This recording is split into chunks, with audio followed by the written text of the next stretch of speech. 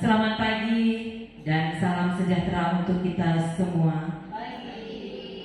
Yang terhormat Ibu Kepala Sekolah SMA Negeri 3 Sanggau, yang kami hormati Bapak dan Ibu guru peserta kegiatan pada pagi hari ini. Pertama-tama marilah kita panjatkan puji dan syukur kehadirat Tuhan Yang Maha Esa, karena kita masih diberikan kesehatan untuk bisa menghadiri kegiatan pada hari ini di Aula SMA Negeri 3 kita yang tercinta ini.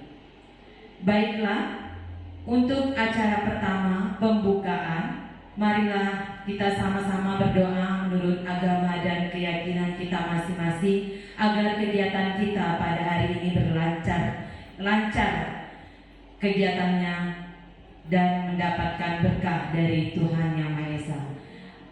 Mari kita berdoa menurut keyakinan kita masing-masing. Berdoa mulai.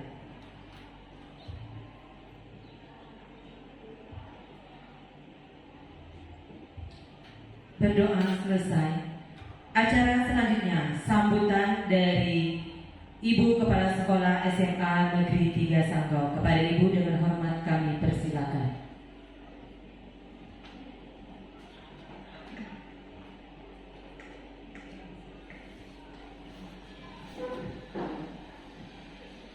Terima kasih. Assalamualaikum warahmatullahi wabarakatuh. Selamat pagi dan salam sejahtera untuk kita semua. Pertama-tama saya ucapkan terima kasih atas kehadiran Bapak dan Ibu yang pada hari ini mungkin menunggu saya. Saya mungkin ya sedikit mohon maaf karena memang tidak ada dalam pikiran saya untuk itu tidak nyambung tadi ya. Berkaitan dengan ini tadi mohon maaf, saya menyampaikan beberapa hal tadi, nanti akan saya sampaikan juga kepada teman-teman di luar konteks ini ya. Di sini kita sama-sama melihat tentang budaya positif Bapak Ibu. Sebenarnya ini bukan hal yang asing lagi bagi kita semua. Dulu kalau dalam kurikulum Kurtilas ya, kurikulum 13, kemudian sebelumnya itu ada kurikulum KTSP, itu sudah pernah kita laksanakan.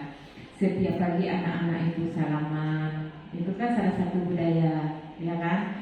Dan sekarang memang udah beberapa tahun terakhir ini sulit bagi kita datang. Kita dulu kalau saya lihat tuh itu mungkin namanya saja itu sudah berjalan Bapak Ibu di SMA Negeri 3. Saya masih ingat itu dari dulu 2 hari berbahasa Inggris. Tahun 2000 berapa itu kita melaksanakannya? Kalau tidak salah 2006, 2007. Saking banyaknya guru bahasa Inggris di SMA Negeri 3 Sanggau, sampai 5 sampai 6. Ya, kita 2 hari berbahasa Inggris setiap hari Rabu dan hari Jumat menyapa. Dan saat itu berjalan dengan baik. Ya. Kemudian berganti.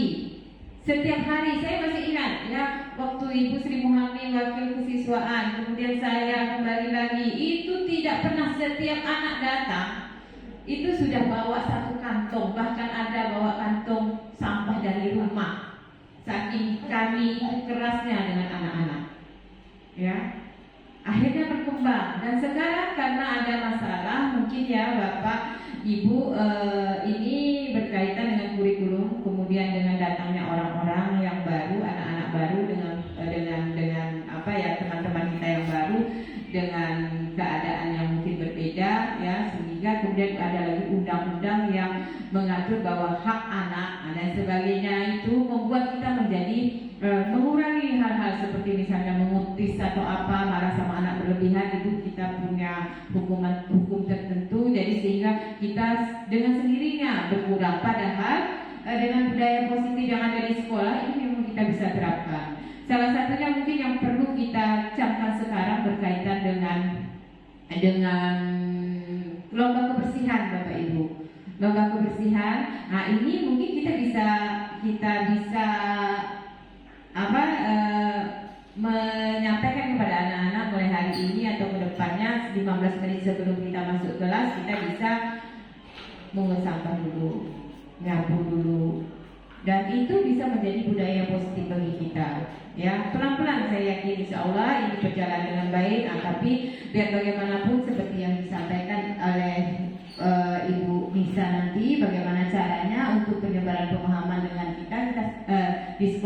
kita akan sama-sama mendengarkan. Semoga apa yang disampaikan hari ini bisa membuka hati kita. Saya yakin tidak ada di antara kita yang tidak ingin sekolah ini menjadi lebih baik ya Bapak Ibu ya. Nah, nanti mungkin setelah konteks ini akan saya sampaikan lagi beberapa hal yang memang nyata dalam kehidupan kita ya. Terima kasih. Saya itu saja dari saya. Wassalamualaikum warahmatullahi wabarakatuh. Selamat pagi.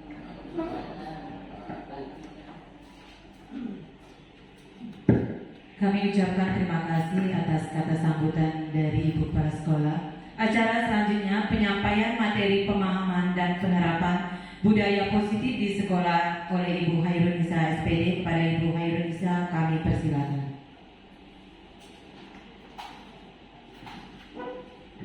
Bismillahirrahmanirrahim. Assalamualaikum warahmatullahi wabarakatuh. Yang terhormat Ibu Kepala SMA Negeri Sanggo, Ibu Wilda Ernita SPD. Yang saya hormati Bapak Ibu Tuan Guru beserta TU. Yang saya hormati, puji syukur kehadirat Allah Subhanahu wa taala masih memberikan kita kesehatan, kesempatan untuk menikmati indahnya cuaca kita pada pagi hari ini. Sebelumnya saya mengucapkan terima kasih banyak atas kesediaan Bapak dan Ibu untuk mendengarkan sedikit curhatan dari saya. Berdirinya saya sendiri, saya bukan untuk menggurui, bukan untuk mengajari Bapak Ibu hanya berbagi saja apa yang sudah pernah kami terima dalam pendidikan guru penggerak. Maka kami diminta untuk memberikan atau berbagi praktik baik kepada Bapak dan Ibu semua. Saya tahu untuk melakukan sebuah perubahan itu tidak mudah. Kita kebiasaan kita, misalnya kita suka naruh handuk sembarangan, apakah bisa berubah dengan seketika gitu? Enggak bisa. Nah, itulah perubahan itu seperti itu. Tapi mungkin perlahan bisa satu persatu. Kita nggak bisa bilang hasilnya akan maksimal. Tapi nggak ada salahnya kita mencoba, karena kita nggak akan tahu hasilnya kalau kita nggak mencoba. Nah, yang akan coba saya sampaikan pada hari ini adalah tentang penyebaran pemahaman dan penerapan budaya positif terutama di sekolah. Nah, sebelum itu ada sedikit ice breaking Bapak Ibu. Oke, nah di sini ada beberapa gambar, gitu. Mungkin Bapak dan Ibu ada yang sudah pernah melihat ini. Kalau anak-anak sekarang tuh udah, bahkan anak-anak yang kayaknya di kelas pada malas-malasan begitu melihat ini, mereka tuh bisa gitu. Saya pun masih belajar Bapak Ibu gitu. Jadi di sini ada sepatu, kemudian 30, kemudian ada orang dan sepatu 20, ada es krim dan orang itu 13, kemudian yang terakhir itu berapa kira-kira? Nah, gitu. Sekarang menurut Bapak Ibu berapa kira-kira hasilnya? 19. Oke, ada yang lain Bapak Ibu?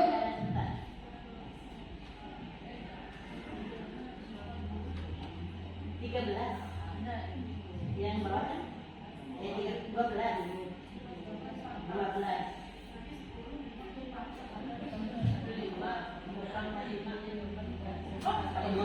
Nah, silakan Bapak, silakan. Itu dulu ada apa? 44. Oke, kita tampung dulu. 20. Oke, kita tampung 20.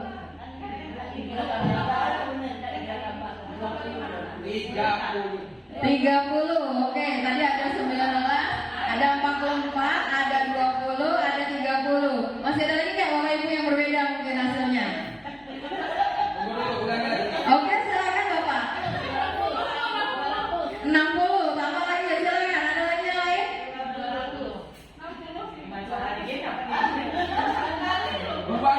25, ada lagi?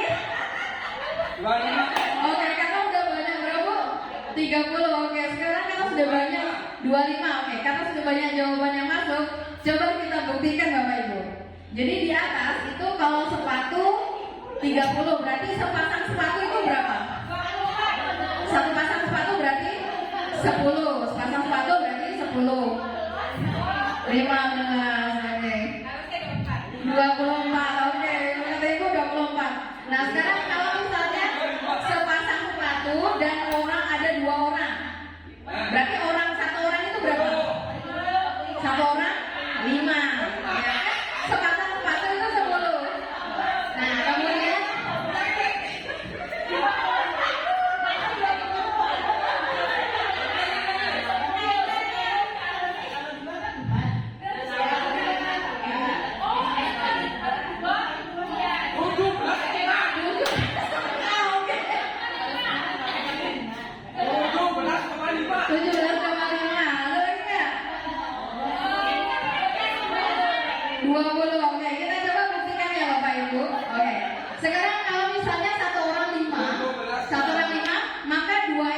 itu berapa? 2 es krim ada 4. Sekarang Bu. 2 es krim ada 4 kan 8 ya. Oke, nah sekarang kita lihat hasil di bawahnya. Kalau sepasang sepatu adalah 10, maka satu sepatu adalah 5. Oke. Kemudian satu buah es krim adalah, kalau sepasang kan 4, kalau satu es krim 2. Oke, berarti ada 5, ada 2. Sekarang ada satu orang 5, dia memegang berapa es krim? Dia memegang berapa es krim? Memegang berapa es krim? 2 es krim. Kemudian ada berapa sepatu yang dipakainya? Ada berapa sepatu yang dipakai?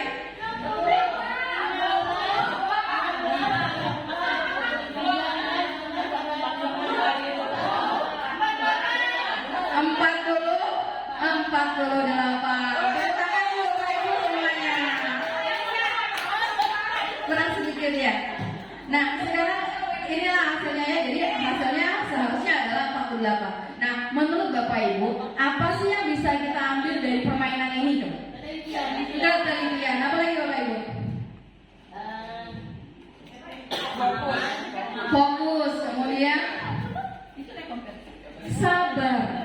Mana ya, sabar. Gak usah terlalu dihitung pelan-pelan, dilihat, diamati. Dan saya juga termasuk orang yang salah Bapak Ibu ketika diberi pertanyaan ini, karena saya nggak teliti melihat orang yang memegang es krim dan memakai sepatu gitu.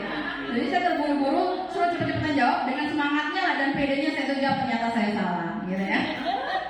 Nah itu adalah sedikit permainan yang bisa saya berikan pada hari ini.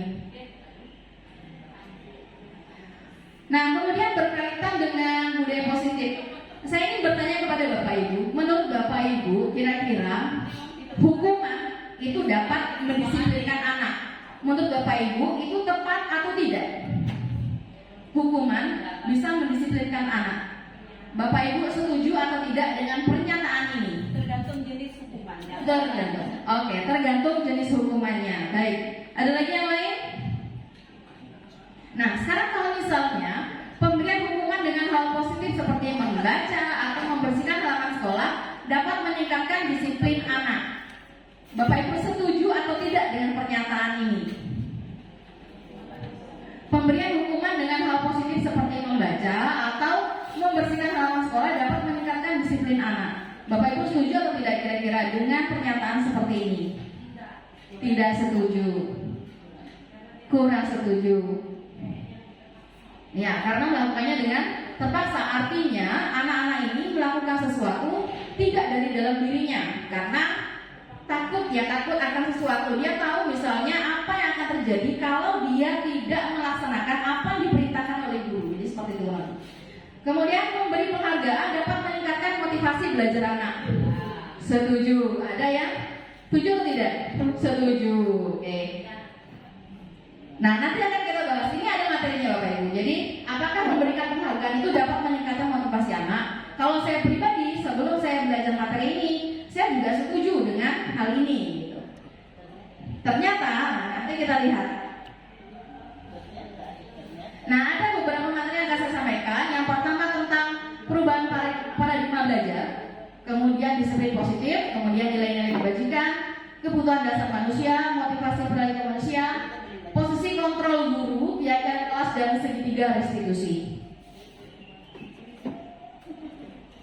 Nah di awal adalah tentang perubahan paradigma. Coba sekarang Bapak Ibu mungkin berpasangan berdua bersebelahan. Bu Tuti boleh dengan Pak Cu mungkin ya. Nah bersebelahan. Yang satu mengepalkan tangan. Yang satu mengepalkan tangan. Nah yang satu meminta temannya untuk membuka kepalan tangannya. Bukan ada. Nah bagaimana caranya? Entah itu merayu, entah mengancam, bagaimana pokoknya gimana caranya harus membuka. Orang dirayu.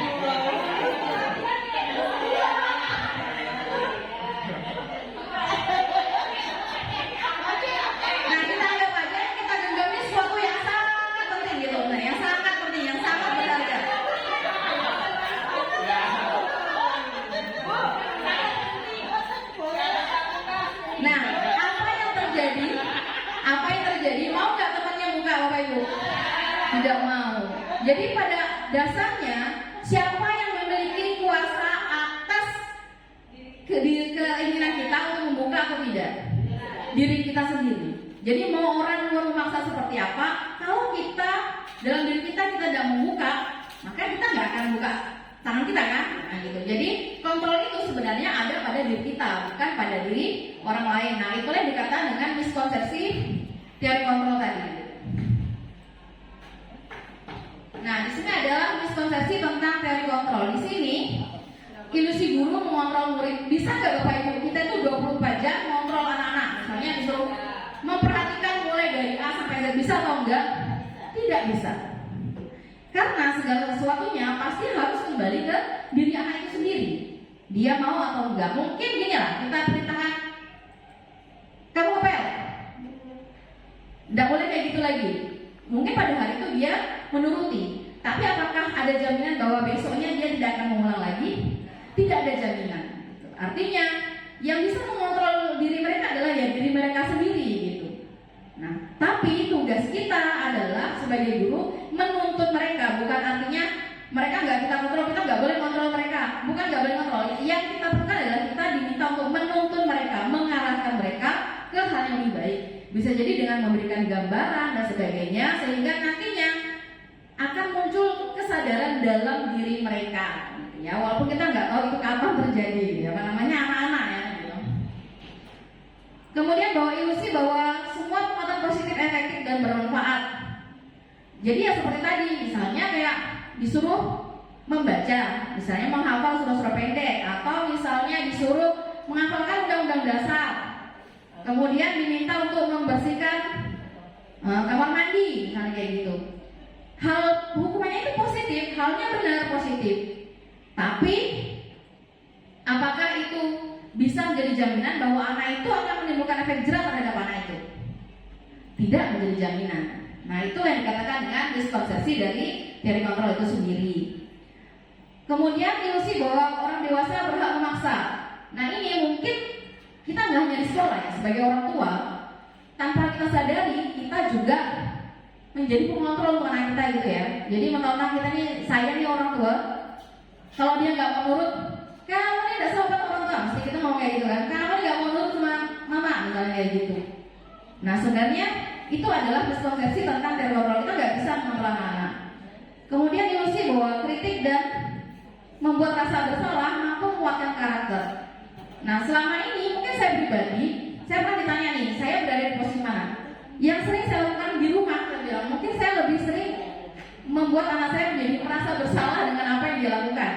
Misalnya, anak saya nggak mau sholat, saya bilang, alhamdulillah ada yang nambah 1 tiket ke neraka untuk orang tuanya.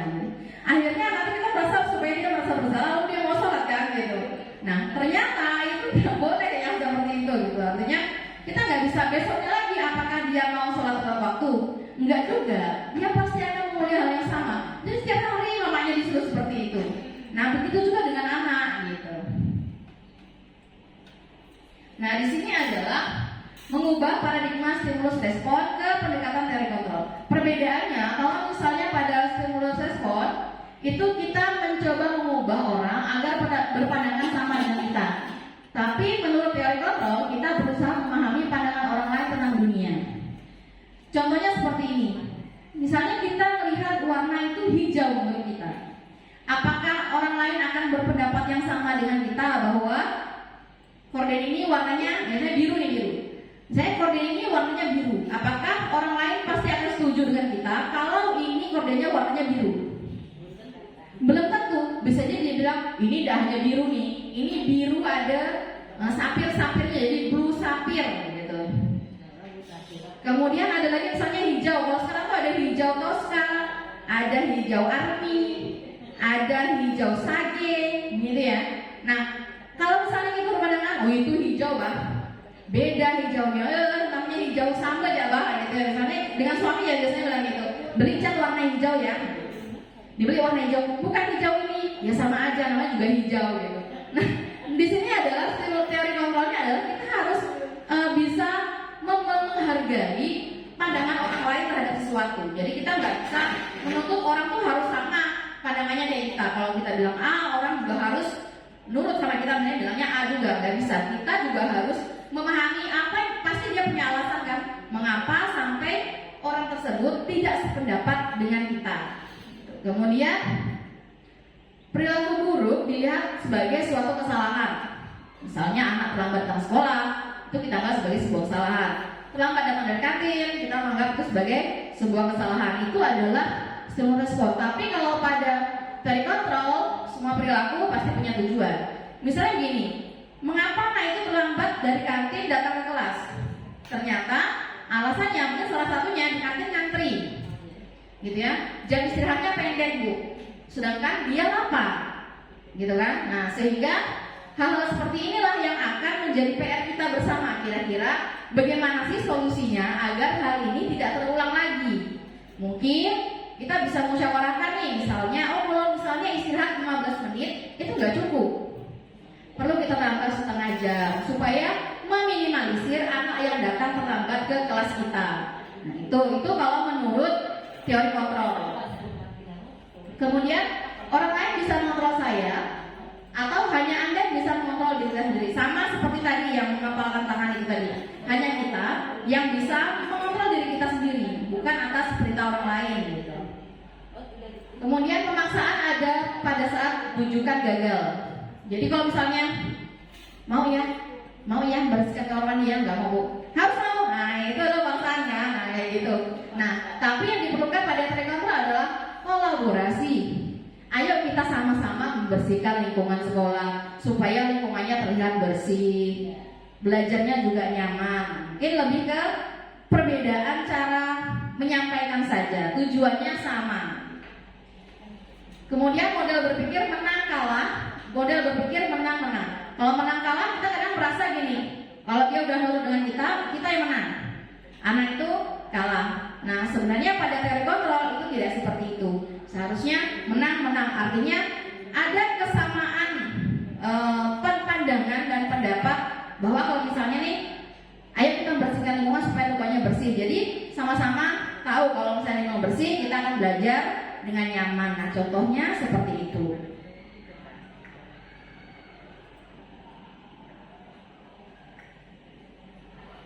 Selanjutnya ada pendekatan disiplin positif, yaitu tindakan tentang anak atau peserta didik secara langsung, tetapi tentang diri dan cara kita sendiri, baik sebagai orang tua, guru, atau orang dewasa yang memberikan dampak dan pengaruh positif kepada anak atau peserta didik. Jadi pendekatan disiplin positif ini harapannya bukan tentang gimana kita anak tuh harus begini, gini, enggak. Tapi kita mengubah cara kita bagaimana supaya anak tanpa kita perintah mereka mau menyadari. Jadi kesadaran itu adanya dari dalam diri mereka. Ya saya tahu itu sangat sulit, sangat sulit. Dan rasanya kadang-kadang kita pun udah besok udah gitu lagi, gitu ya Bapak Ibu ya. Gitu. Saya berbeda kan juga seperti itu. Tapi inilah teori yang ada tentang pendekatan positif seperti itu, tentang disiplin positif. Nah, apa itu disiplin positif gitu kan? Nah, dalam budaya kita, makna kata disiplin itu telah berubah menjadi sesuatu yang dilakukan seseorang pada orang lain untuk mendapatkan kepatuhan. Jadi supaya orang ini patuh gitu. Kita cenderung menghubungkan kata disiplin dengan ketidaknyamanan. Contoh misalnya, kamu nih hari-hari datang terlambat, kamu gak ikuti aturan sekolah. Kamu nih kok kayak gini terus, kamu lagi bikin masalah. Nah, artinya timbul rasa nggak enak gitu kan dalam diri anak itu sendiri gitu. Kemudian disiplin positif merupakan salah satu pendekatan disiplin diri yang memampukan seseorang untuk mengontrol perilakunya dalam kesadaran dan bertanggung jawab atas tindakannya sebagai wujud menghormati diri sendiri dan menghormati orang lain. Artinya dalam perubahan paradigma ini diharapkan anak-anak tuh dengan sendirinya gitu menyadari, ya itu nggak mudah, tapi cara kita adalah memberikan stimulus itu tadi gitu. Bagaimana supaya kita nih jadi orang yang nggak bosan-bosan memberikan arahan kepada mereka gitu, menuntun gitu ya kalau kata KHD seperti itu. Nah sebagai pendidik tujuan kita adalah untuk menuntun murid gitu ya, menuntun murid untuk memiliki disiplin diri sehingga mereka bisa berperilaku yang mengacu pada nilai-nilai kebajikan universal. Dan motivasi intrinsik bukan ekstrinsik. Intrinsik artinya kesadaran dari dalam diri mereka sendiri, bukan karena adanya paksaan dari kita gitu.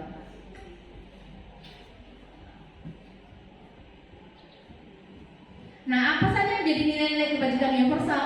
Nah, nilai kebajikan adalah sifat-sifat positif manusia yang merupakan tujuan mulia yang ingin dicapai oleh setiap individu. Kemudian nilai yang disepakati bersama. Nah, ini perbedaannya. Kalau misalnya di sekolah, biasanya kita membuat tata tertib sekolah, gitu ya. Nah, sekarang pandangan itu berubah, bukan menjadi tata tertib sekolah lagi, tapi menjadi keyakinan sekolah. Apa perbedaannya? Perbedaannya, kalau tata tertib biasanya kita yang membuat, mereka yang melakukan. Tapi kalau keyakinan, mereka yang membuat, kita dan mereka yang membuat, kita dan mereka juga yang melaksanakannya. Seperti itu. Nah, apa saja yang menjadi nilai-nilai kebajikan universal? Salah satunya sekarang adalah adanya profil pelajar Pancasila. Gitu. Nah, bahkan di rapor itu juga ada kan penilaian profil pelajar Pancasila ini ada dimunculkan gitu dalam rapor. Apa saja? Yang pertama ada beriman dan bertakwa, kemudian mandiri. Mandiri ini artinya dia tuh nggak harus bergantung selalu sama orang lain gitu. Kemudian bernalar kritis, kira-kira apa sih yang bisa dia hasilkan? Kemudian berkebinekaan global. Kalau berkebinekaan global ini di sini saya rasa sudah sangat bagus ya Bapak Ibu, karena sudah antar agama, antar suku, budaya itu tidak ada yang saling bedakan, semuanya sama. Kemudian bergotong royong di sini bukan hanya kita bersih-bersih kelas saja, menaati keyakinan yang sudah disepakati itu juga termasuk tindakan gotong royong, kolaborasi dan sebagainya. Kemudian kreatif, kalau kreatif anak kita saya rasa udah banyak yang kreatif ya Bapak Ibu ya, dan disuruh pun udah kreatif, mulai dari coret meja, coret dinding gitu ya, sangat kreatif gitu ya, menghasilkan produk gitu ya.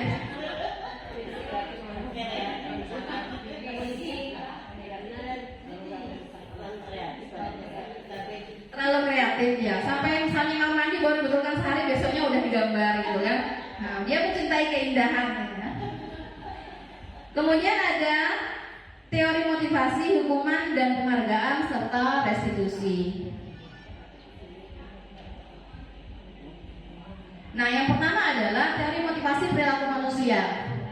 Ada beberapa teori motivasi. Yang pertama motivasi eksternal dan internal. Ya, intrinsik, ekstrinsik atau intrinsik. Kalau misalnya ekstrinsik itu datangnya dari luar. Contoh misalnya kita memberikan hukuman ke anak, gitu kan. Nah, yang ada adalah menimbulkan rasa ketidaknyamanan. Jadi akhirnya gini, mengapa mereka datang tepat waktu datang ke sekolah? Supaya tidak kena hukum. Itu adalah faktor intrinsik atau ekstrinsik. Ekstrinsik. Kalau intrinsik seharusnya seperti apa? Ya, kesadaran diri sendiri. Jadi dia beranggapan kalau misalnya saya datang terlambat ke sekolah, maka saya akan ketinggalan pelajaran. Itu akhirnya saya sulit mengikuti. Nah, itu artinya sudah kesadaran ekstrinsik, intrinsik. Tapi kalau misalnya ya, nanti saya kena hukum nih, bakal lambat nih. Nanti Pak Faiz sudah nunggu di depan atau Pak Isna ini sudah nunggu di lapangan, misalnya kayak gitu kan. Nah, itu masih faktor ekstrinsik karena takutnya dia mendapatkan hukuman atau sanksi yang membuat dia merasa tidak nyaman dengan itu semua. Kemudian untuk mendapatkan imbalan dari orang lain, misalnya, oh kalau saya tepat waktu datang ke kelas Ibu A atau Bapak B, maka saya akan diberikan hadiah, saya akan diberikan imbalan. Itu artinya faktornya adalah faktor ekstrinsik, gitu kan? Berlari-lari, gitu kan? Demi mendapatkan nilai. Artinya dia pengen dapat imbalan aja, gitu, bukan karena mau mengikuti pelajarannya dengan benar.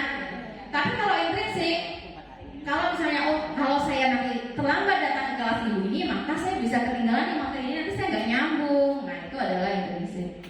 Kemudian untuk harga diri sendiri, ya itu dari dalam dirinya sendiri. Mengapa dia datang tepat waktu, misalnya ke kelas tertentu? Oh, supaya tadi nggak ketinggalan pelajaran. Kemudian bisa dapat kepada guru yang dia inginkan. Itu juga termasuk faktor intrinsik di dalamnya.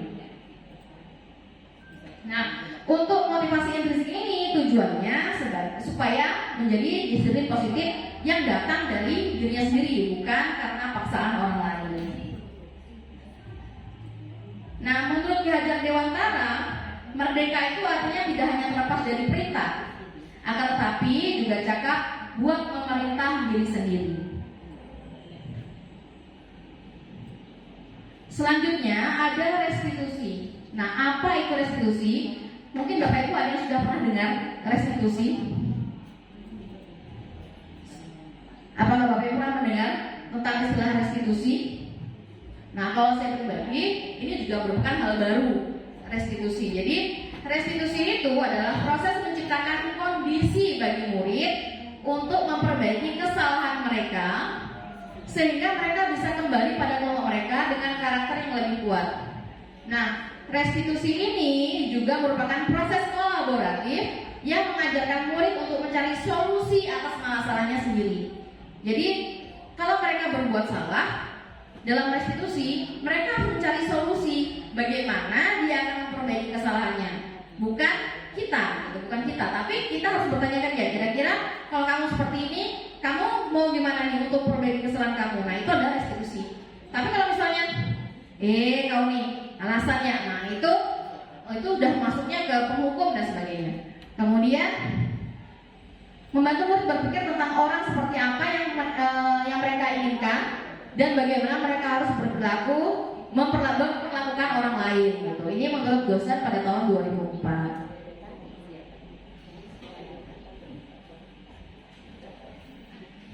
Nah, ada 9 ciri restitusi. Yang pertama adalah bukan untuk menebus kesalahan, kemudian namun untuk belajar dari kesalahan, kemudian untuk memperbaiki hubungan, kemudian tawaran bukan paksaan. Kalau tawaran ini tadi, gimana coba kamu memperbaiki masalah ini? Kira-kira menurut kamu solusi apa yang bisa kamu berikan supaya kamu tidak mengulangi hal yang sama? Itu adalah restitusi.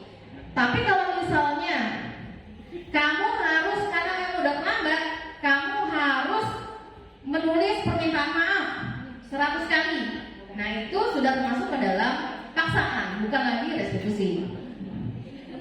Nah, kemudian restitusi itu menuntut untuk melihat ke dalam diri kita sendiri. Kemudian restitusi mencari kebutuhan dasar yang mendasari tindakan.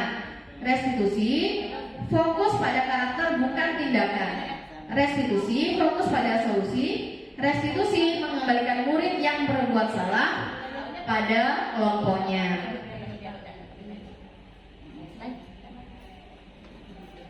Nah, selanjutnya ada keyakinan kelas.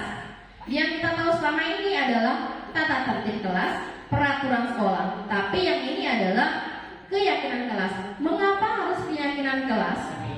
Mengapa tidak peraturan saja? Bagaimana menurut Bapak Ibu? Mengapa harus keyakinan kelas? Mengapa nggak peraturan saja? Kira-kira ada nggak perbedaan di dalamnya antara peraturan dengan keyakinan? Berbeda. Bagaimana menurut Ibu? Kalau peraturan itu dan berkepaksaan. Kalau keyakinan itu kesadaran. Oke, terima kasih Ibu. Bagus sekali jawabannya Ibu. Tepuk tangan tuh ya dulu. Jadi, mengapa harus keyakinan? Mengapa tidak peraturan saja? Karena kalau misalnya peraturan itu munculnya adalah paksaan. Ujung-ujungnya apa? Setelah paksaan ada marah dan dendam dan hukuman yang akan diberikan.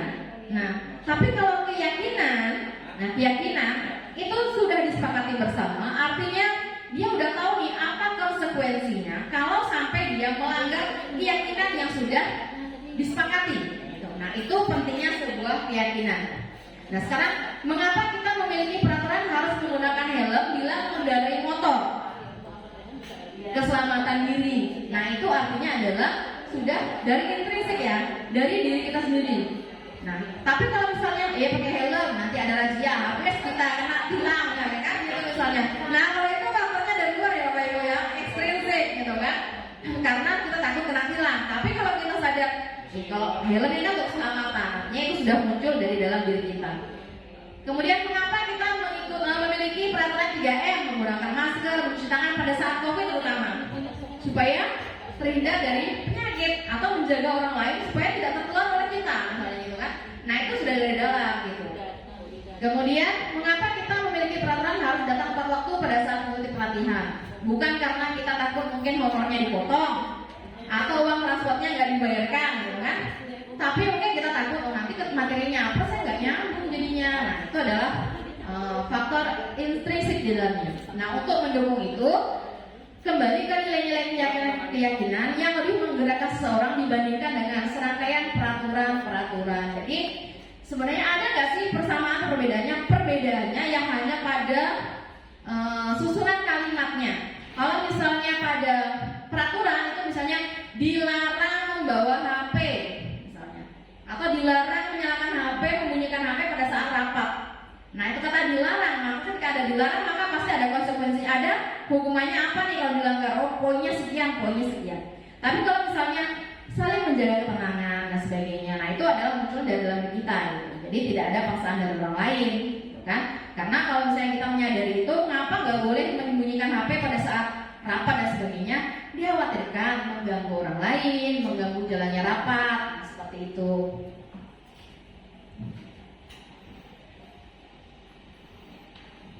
Nah, bagaimana sih cara membuat keyakinan kelas? Yang pertama, lebih abstrak dari peraturan. Jadi kalimatnya tuh nggak harus kayak dilarang, tapi lebih kalimat yang penuh dengan kasih sayang. Itu teorinya tuh seperti itu ya Bapak Ibu ya. Harus penuh kalimat kasih sayang yang dampaknya tuh akan membuat anak ini lebih nyaman mendengarnya gitu. Jadi tidak ada rasa ketakutan, tidak ada rasa ketidaknyamanan. Nah itu seperti itu.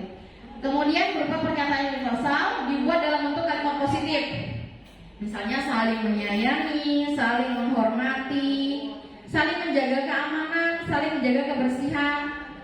Bukan dilarang membuang sampah sembarangan, dilarang membawa HP, dilarang datang terlambat. Nah kata dilarang itu konotasinya adalah negatif.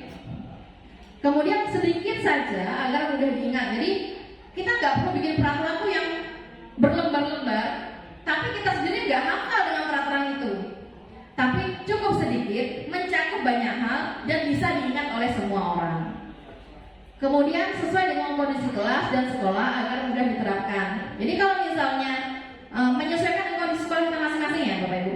Kalau di sini kita misalnya moving class nih, kita nggak bisa menyamakan keyakinan kelas yang terbentuk antara moving class dengan yang konvensional.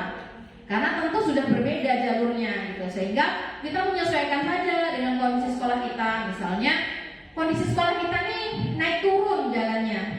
Kita nggak bisa meminta anak tuh harus lari cepet-cepetan sampai ke kelas kita, gitu kan?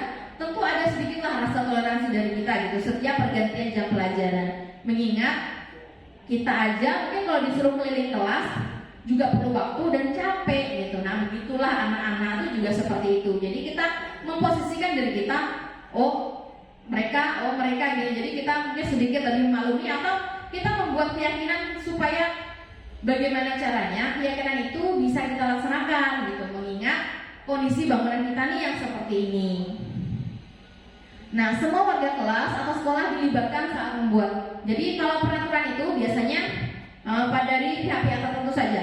Nah, tapi kalau keyakinan itu semuanya ikut membuat, semuanya menyepakati dan semuanya mau menjalankan. Nah, di sini ada dua kesepakatan, sebelah kiri dan sebelah kanan. Menurut Bapak Ibu, mana yang termasuk keyakinan kelas? Sebelah kiri Bapak Ibu atau sebelah kanan Bapak Ibu? Kalau di sebelah kiri itu ada data tempat waktu, mengucapkan salam, menjaga kebersihan sekolah, berdoa sebelum dan sesudah kegiatan, aktif dalam pembelajaran, tertib. Nah, kalau di sebelahnya, kami guru dan murid yang saling menyayangi, kami murid yang semangat belajar, kami murid yang peduli dengan teman-teman. Menurut Bapak Ibu, mana yang termasuk keyakinan kelas? Di sebelah kiri atau sebelah kanan? Sebelah kanan, betul Bapak Ibu. Jadi seperti inilah contoh kira-kira kesepakatan kelas atau keyakinan kelas yang sekarang pemerintah tengah gencarkan untuk kita laksanakan. Seperti itu. Tujuannya sama, hanya mengubah redaksi kalimatnya. Seperti itu.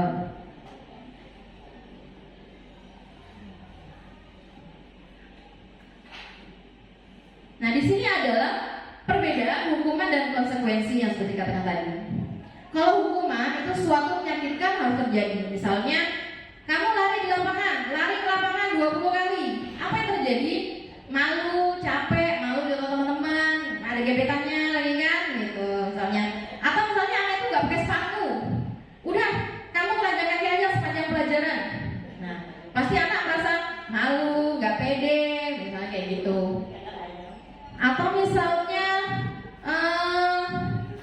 kamu bersihkan kamar mandi, kamu bersihkan ini, kamu berdiri di depan kelas. Nah itu mereka tuh pasti akan merasa tidak nyaman gitu dengan hal-hal itu. Tapi kalau misalnya konsekuensi, mereka udah tahu nih kalau mereka nggak, karena sudah diyakini bersama tadi, mereka udah tahu konsekuensinya. Kalau saya terlambat datang sekolah, ya saya harus cari cara nih, gimana caranya supaya saya nggak datang terlambat lagi. Caranya gimana? Dari diri mereka sendiri. Kira-kira kamu mau gimana nih? Oh saya mau tidur lebih awal bu. Oh saya mau pasang alarm lebih banyak bu. Atau saya mau minta orang tua saya bantu menurunkan saya supaya saya nggak kesiangan lagi. Nah, seperti itu. Kemudian pada hukuman itu anak membenci kedisiplinan. Rasa marah gitu kan? Saya baru gini aja udah kena itu. Saya baru ini aja udah kena itu. Nah itu adalah hukuman. Tapi kalau misalnya ada konsekuensi, anak lebih menghargai dari disiplin tadi karena dia sudah menanamkan pada dirinya. Tidak mudah Bapak Ibu, tapi tidak ada salahnya kita mencoba.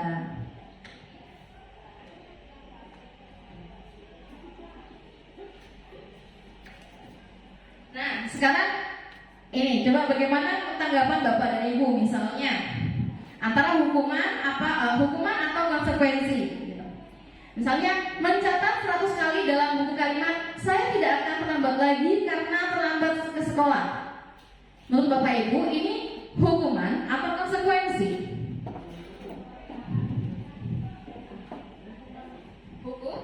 Hukuman, oke. Lari mengelilingi lapangan basket 2 kali karena terlambat hadir di sekolah. Hukuman atau konsekuensi? Hukuman. Kemudian murid diminta untuk push up 15 kali karena tidak menggunakan masker ke sekolah. Hukuman. Menggantikan kertas tugas teman yang telah dicoret-coret. Konsekuensi. Membersihkan tumpahan air di meja tulis karena tersenggol pada saat belajar. Konsekuensi. Murid disuruh untuk tidak mengenakan sepatu seharian di sekolah karena tidak mengenakan sepatu hitam. Hukuman. Lari mengelilingi lapangan basket 2 kali karena terlambat 10 menit untuk pelajaran PJOK. Hukuman atau konsekuensi? Mana Bapak PJOK nih? Nah, sekarang kita lihat jawaban menurut teorinya. Nah, ini ada. Nah, di sini yang pertama hukuman, yang kedua hukuman, ketiga hukuman, keempat, kelima konsekuensi. Nah, yang terakhir itu termasuk ke konsekuensi pada saat jam PJOK. Gitu.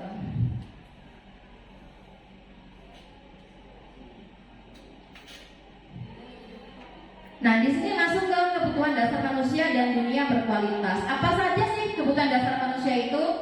Yang pertama, kebutuhan dasar manusia itu ingin disayang, ingin diakui, kemudian ingin mendapatkan kesenangan, ingin dapat perhatian, kebebasan. Contoh misalnya, si A sengaja mengganggu temannya pada saat jam pelajaran.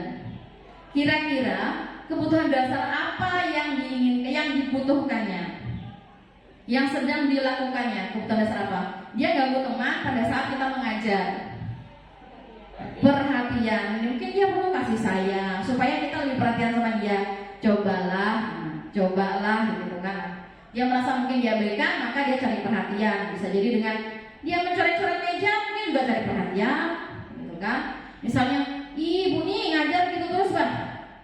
Cobalah kita sambil main Bang Bu. Nah, kira-kira kebutuhan dasar apa seperti itu? Hiburan dan kesenangan dan kebebasan gitu. Dia nggak pengen nih belajar hanya teori aja.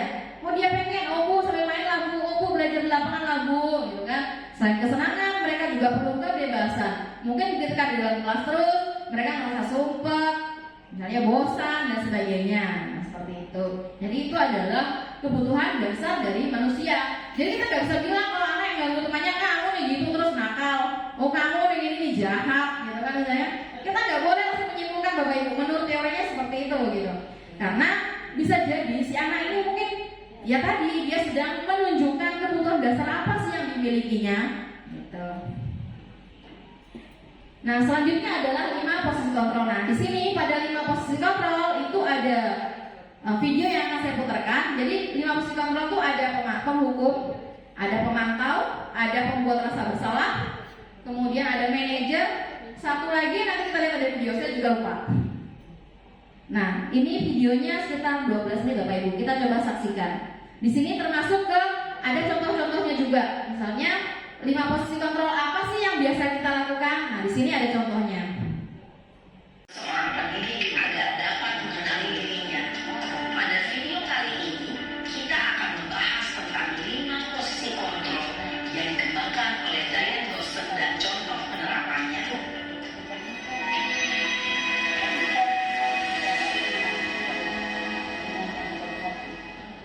5 posisi kontrol itu adalah 1. Posisi penghukum, 2. Posisi pembuat merasa bersalah, 3. Posisi teman, 4. Posisi pemantau atau monitor, dan 5. Posisi manajer. Untuk lebih memahami kelima posisi tersebut, mari kita saksikan kasus Naren yang terlambat hadir 20 menit di sekolah dan melihat bagaimana kelima posisi kontrol dalam menghadapi masalah tersebut.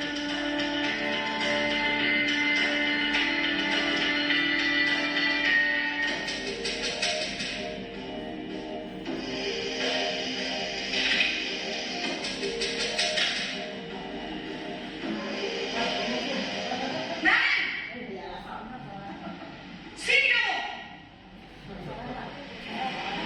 Selamat pagi, Bu. Selalu terlambat. Kamu deh, pasti terlambat. Maaf Bu, saya Apa? Apa coba? Alasan kamu apa lagi? Kapan sih kamu tidak terlambat? Malas sekali ya kamu jadi anak. saya Dasar malas. Gak kapok-kapok sih kamu. Sudah berapa kali terlambat? Sana, kamu keliling lapangan basket 2 kali.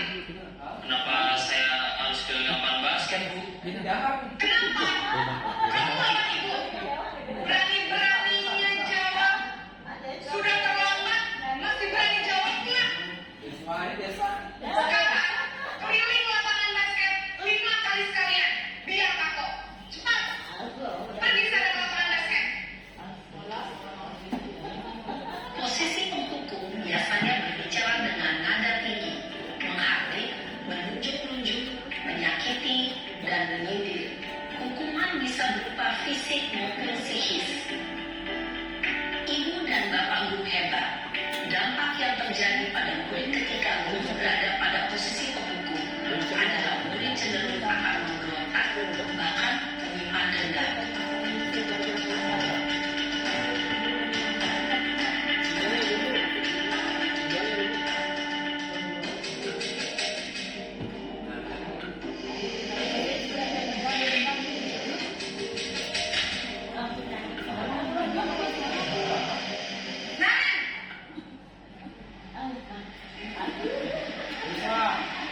Selamat pagi Bu.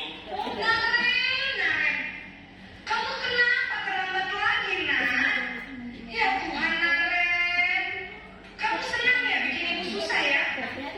Kalau kamu terlambat lagi, nanti ibu yang ditegur bapak kepala sekolah, nak. Disangka ibu tidak bisa membina kamu. Duh, gimana ini? Maaf Bu, Gusti Naren, kamu suka ya bikin ibu bapak kepala sekolah? Terus, sekarang ibu harus tulis apa ini di buku absen? Ini kamu sudah sering terlambat loh. Ibu harus apa coba? maaf Bu, maaf sekali. Ya sudah, lain kali jangan bikin ibu susah lagi ya, nak ya. Ibu tidak akan kuat lagi kalau kamu gini terus. Bisa jantungan kalau ibu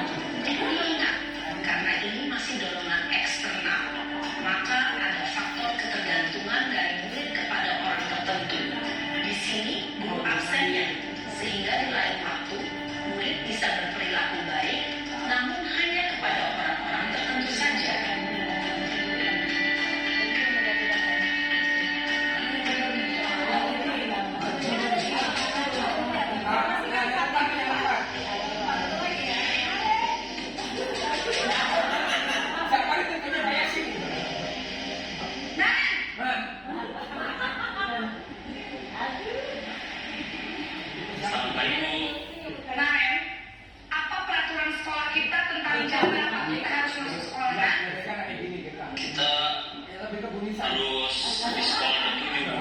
Iya betul, sekarang sudah jam 7. Kalian sudah tahu konsekuensinya jika terlambat hadir? Paham, Bu? Saya harus tinggal kelas pas jam istirahat selama 20 menit.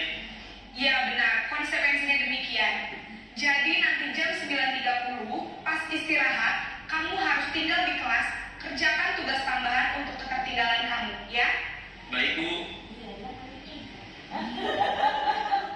Posisi pemantau mengandalkan penghitungan atau data untuk mengontrol murid, mengarahkan murid berdasarkan peraturan dan konsekuensi. Seorang pemantau menunjukkan bahasa tubuh dan ekspresi wajah yang datar dan cenderung formal.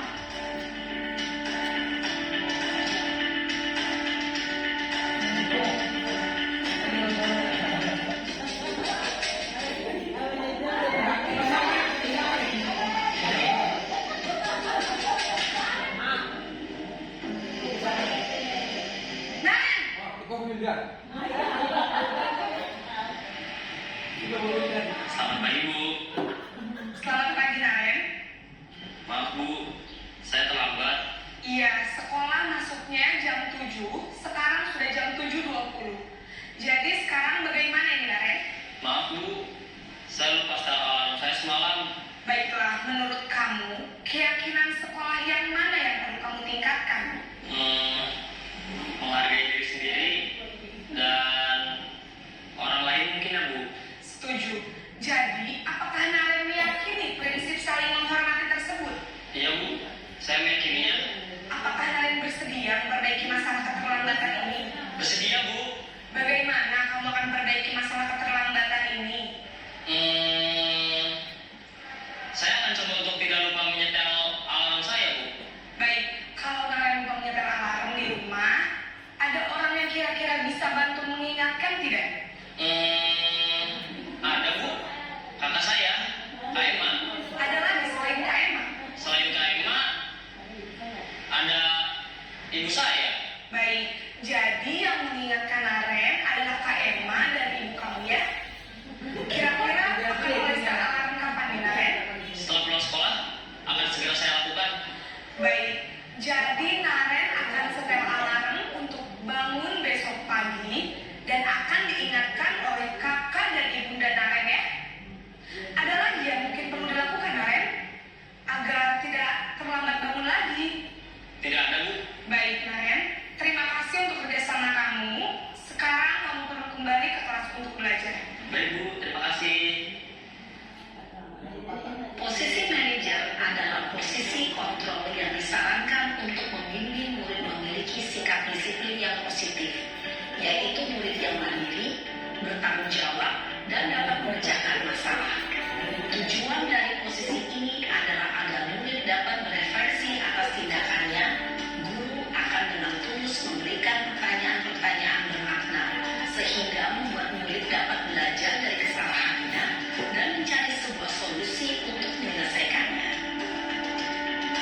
Ibu dan bapak guru hebat, setelah mengamati adegan kelima posisi kontrol tadi, kira-kira posisi mana yang paling ideal?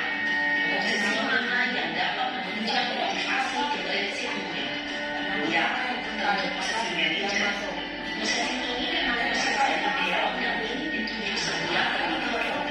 Pada posisi ini, guru dapat melakukan positif yang berpihak pada murid, yang memerdekakan murid. Perjalanan seorang pendidik tentunya tidak mudah untuk sampai pada posisi seorang manajer. Namun, tujuan kita pasti, yaitu menciptakan murid-murid yang mandiri, merdeka, dan bertanggung jawab. Semoga penggambaran 5 posisi kontrol yang telah diperlihatkan ini dapat menjadi ajang refleksi bagi kita semua, agar dapat terus mengasah dan menerapkan disiplin positif yang memerdekakan murid. Mari terus berlatih dan bersemangat. Selamat menerapkan. Salam dan bahagia, Ibu dan Bapak Guru hebat.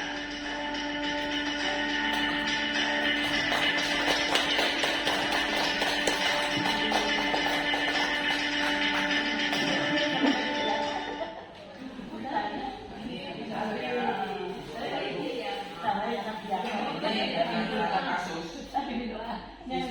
beribu alasan. Ya kan, satu terlambat bisa beribu-ribu alasan. Nah, baik Bapak Ibu. Nah, tadi sudah kita saksikan bersama 5 posisi kontrol guru, ada 5. Yang pertama ada penghukum, kemudian ada pembuat rasa bersalah, kemudian ada teman, kemudian ada pemantau dan manajer. Secara idealnya, menurut Bapak dan Ibu, kira-kira posisi kontrol mana yang seharusnya kita terapkan? Secara idealnya ya Bapak Ibu ya. Sebagai manajer. Nah ya, seperti yang dikatakan video tadi, idealnya kita diminta untuk memposisikan diri kita sebagai seorang manajer. Artinya dalam menumbuhkan rasa disiplin kepada anak itu harus muncul dari diri dia sendiri. Tugas kita adalah menuntun dan mengarahkan. Nah, sekarang kalau misalnya bagaimana kalau kasus yang sama terulang lagi? Apakah menurut Bapak dan Ibu kita harus menggunakan metode yang sama? Barangkali ada yang mau berpendapat, silakan. Kalau misalnya nih, anak ini udah kita Deswa terlambat nih hari ini. Kita sudah menerapkan menempatkan posisi kita sebagai manajer. Nah, 2 kali masih seperti itu, 3 kali masih seperti itu. Menurut Bapak Ibu, apakah kita bisa menempatkan diri kita sebagai posisi manajer lagi kalau misalnya siswa tersebut masih melakukan hal yang sama? Silakan Bapak Ibu. Silakan Pak Yasin. Menurut saya enggak, karena saya guru ekonomi kan enggak mungkin setiap pengusaha itu pengen merugi. Apabila kita jumpa karyawan yang model begitu kan beban bagi perusahaan. Jelas dia itu harus kita kasih kesempatan. Posisi manajer boleh mungkin selama sekali, 2 kali, 3 kali. Keempat kalau tidak berubah ya tentu harus harus dikasih keputusan, kasih penegasan apakah dia mau menjadi siswa apa tidak, kayak gitu. Karena kalau dibiarkan ya tentu akan jadi beban. Yang kedua dia mengganggu keseimbangan kerja dan belajar teman-teman, dan tentu itu justru merugikan kita sendiri kalau tidak diberi ketegasan seperti itu. Contoh misalnya dalam kehidupan sehari-hari kan, kita bekerja bikin kue yang bisa di warung. Ada orang mencuri sekali, kita biarkan. 2 kali kita tegur ya kan. Kalau 3 kali, 4 kali kan kita bangkrut.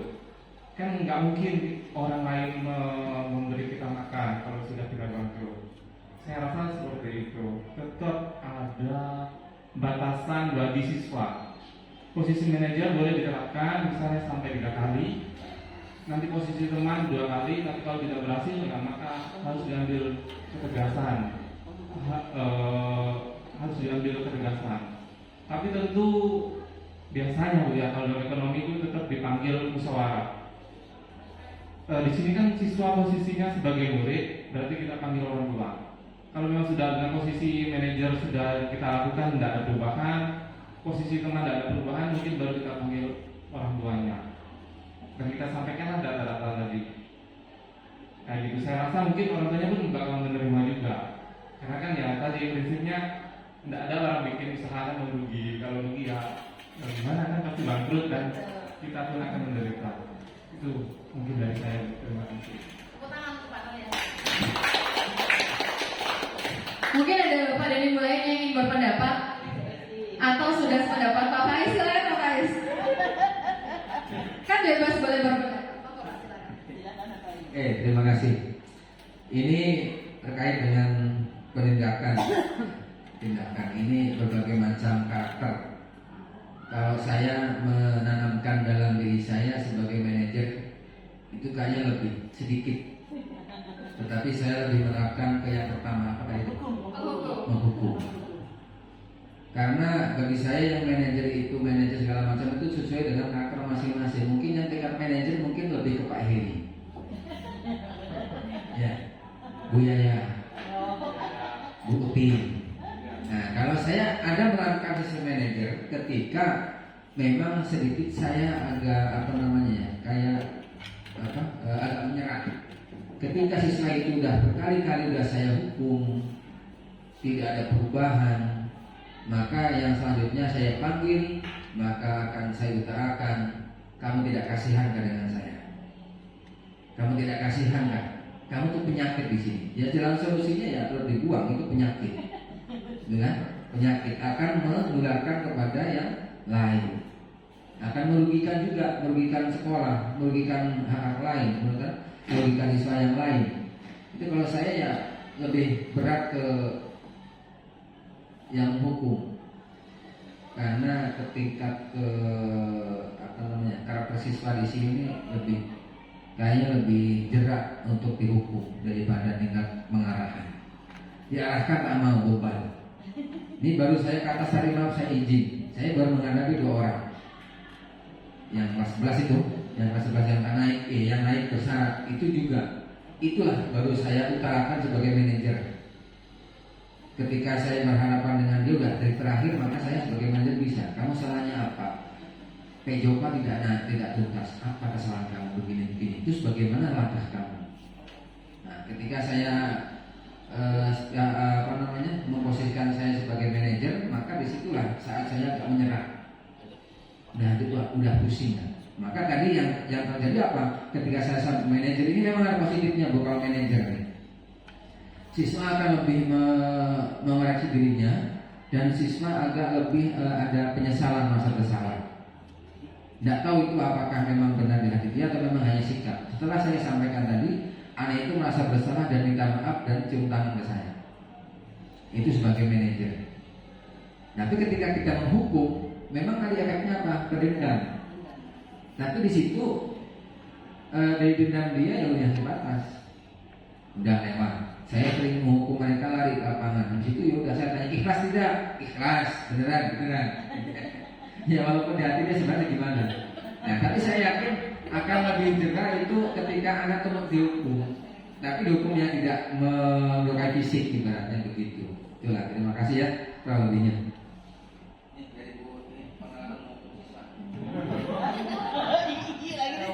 Oke, terima kasih, tepuk tangan untuk Pak Faiz insyaallah. Jadi begini Bapak dan Ibu, betul apa yang dikatakan oleh Pak Nur Yasin tadi. Apakah misalnya posisi manajer itu harus kita lakukan setiap saat berkali-kali? Tentu tidak. Nah, ketika anak itu sudah kita sudah pernah memposisikan diri kita sebagai manajer, dia masih seperti itu. Kita kasih kesempatan lagi, masih seperti lagi. Maka tingkatannya akan berubah. Jadi kita naik ketika lebih tinggi. Makanya di sekolah itu kan ada strukturnya gitu ya. Misalnya dari guru piket, lari ke wali kelas. Nanti dari wali kelas ke guru PK lalu ke kesiswaan. Jadi itu adalah tingkatan-tingkatannya. Tetapi maksud dari menempatkan posisi diri sebagai manajer itu di awal ketika anak itu membuat masalah. Walaupun posisi kita yang dianggap Pak Faiz ideal adalah seorang penghukum, tentu Pak Faiz tidak serta-merta menghukum tanpa menanyakan alasan. Nah, ketika kita menanyakan alasan, artinya kita sudah mencoba menempatkan diri kita sebagai manajer, walaupun kita belum melakukan semua langkah, gitu ya, semua langkah dari seorang manajer itu seperti apa. Tapi saya yakin Bapak dan Ibu nggak mungkin menghukum siswa, nggak mungkin memberikan konsekuensi pada siswa tanpa sebab, tanpa menanyakan alasan. Gitu. Tentu anak ini mungkin sudah kalau sekali ya besok jangan lagi ya. Perbaiki ya, Bu, saya akan perbaiki, oke. Kedua kali seperti itu, ketiga kali, keempat kali tentu harus ada tindakan, apalagi kalau sudah mengarah kepada kriminal. Nah, itulah makanya pentingnya kolaborasi kepada seluruh warga sekolah. Jadi warga sekolah ini termasuk orang tua, guru, murid, gitu. Sehingga pada saat misalnya sudah 3 kali kita menempatkan diri kita sebagai manajer, udah nggak bisa dikasih tahu lagi, maka tugas orang tua lah. Nah, orang tua harus tahu nih, oh kita sudah begini. Nah, supaya tindak lanjutnya adalah bagaimana itu dimusyawarahkan dengan orang tua untuk menindaklanjuti bagaimana kelanjutan si anak ini agar dia tidak melakukan hal yang sama. Gitu. Jadi walaupun kita merasa diri kita misalnya sebagai penghukum, nggak mungkin kita nggak menanyakan penyebabnya apa. Nah, tentu kita tanyakan alasannya apa, solusinya gimana. Tentu sudah diawali dengan hal-hal seperti itu. Gitu. Nah, pada saat kita juga manusia biasa Bapak Ibu, gitu. Nah, di sini kan teorinya idealnya seperti itu, tapi yang saya bilang tadi di awal, berubah itu tidak mudah. Kemudian ada batasan kita dalam melaksanakan atau menempatkan diri kita pada posisi manajer. Seperti itu. Nah, selanjutnya ini materi terakhir tentang restitusi atau segitiga restitusi. Nah, di sini ada 3 langkah-langkah segitiga restitusi. Jadi ada 3 langkah dalam melaksanakan segitiga restitusi. Jadi kalau kita menempatkan posisi kita sebagai manajer, maka kita akan melakukan segitiga restitusi ini. Yang pertama ada menstabilkan identitas, kemudian ada validasi tindakan yang salah, kemudian menanyakan keyakinan seperti yang dilakukan pada ibu guru tadi pada Naren di bagian yang terakhir. Nah, apa saja contohnya menstabilkan identitas? Misalnya kita bilang ya, manusia tuh pasti pernah berbuat salah. Kemudian tidak ada manusia itu yang sempurna. Kemudian Bapak Ibu juga pernah buat salah. Kemudian kita pasti bisa menyelesaikan permasalahan ini. Nah, itu adalah menstabilkan identitas. Nah, Bapak Ibu tidak tertarik untuk mencari tahu siapa yang benar atau siapa yang salah. Jadi kita nggak perlu menyalahkan, tapi kita mencoba menempatkan posisi kita bahwa kita memahami apa yang dilakukan sebagai manusia biasa. Kita pun sebagai manusia biasa tentu pernah melakukan kesalahan. Jadi itu adalah menstabilkan identitas. Lanjutnya adalah validasi kebutuhan atau validasi tindakan yang salah. Di sini kita akan membantu siswa mengenali kebutuhan yang ingin dipenuhinya ketika melakukan kesalahan itu. Misalnya, kamu bisa aja lihat temannya berkelahi nih, ada anak berkelahi. Kamu apain dia tadi? Saya gebrak mejanya, Bu. Saya menghargai. Nah, atau saya memberikan apresiasi, kamu tidak melakukan hal yang lebih dari itu, misalnya memukul dan sebagainya. Itu artinya memvalidasi tindakan yang salah. Kemudian kamu pasti punya alasan mengapa melakukannya. Itu juga validasi tindakan yang salah. Kemudian, apa kamu bisa melakukan ini dengan baik besok lagi, jadi nggak akan mengulangi lagi. Nah, itu adalah validasi tindakan yang salah. Yang terakhir adalah menanyakan keyakinan. Nah, apa tadi yang dikatakan Ibu itu? Apa keyakinan kelas atau keyakinan sekolah yang sudah kamu langgar? Gitu kan? Bagaimana kamu mengatasinya? Gitu kan? Kemudian kamu ingin jadi anak seperti apa? Kelasnya ideal itu seperti apa sih? Nah, itu adalah menanyakan keyakinan. Artinya dia akan mencari solusi atas apa yang dilakukannya, gitu. Nah, di sini ada satu kasus. Ini kasus terakhir. Sabrina hari itu bangun terlambat dan terburu-buru sampai di sekolah. Dia pun akhirnya sampai di gerbang sekolah, tapi baru menyadari kalau tidak menggunakan sepatu hitam seperti tertera di peraturan sekolah. Di depan pintu kelas, Bapak Lukman memperhatikan sepatu Sabrina yang berwarna coklat. Sabrina berusaha menjelaskan bahwa dia terburu-buru dan salah mengenakan sepatu. Pak Lukman menanyakan Sabrina, apa peraturan sekolah tentang seragam warna sepatu? Sabrina menjawab sudah mengetahui. Sepatu harus berwarna hitam, namun karena terburu-buru dia salah menggunakan sepatu.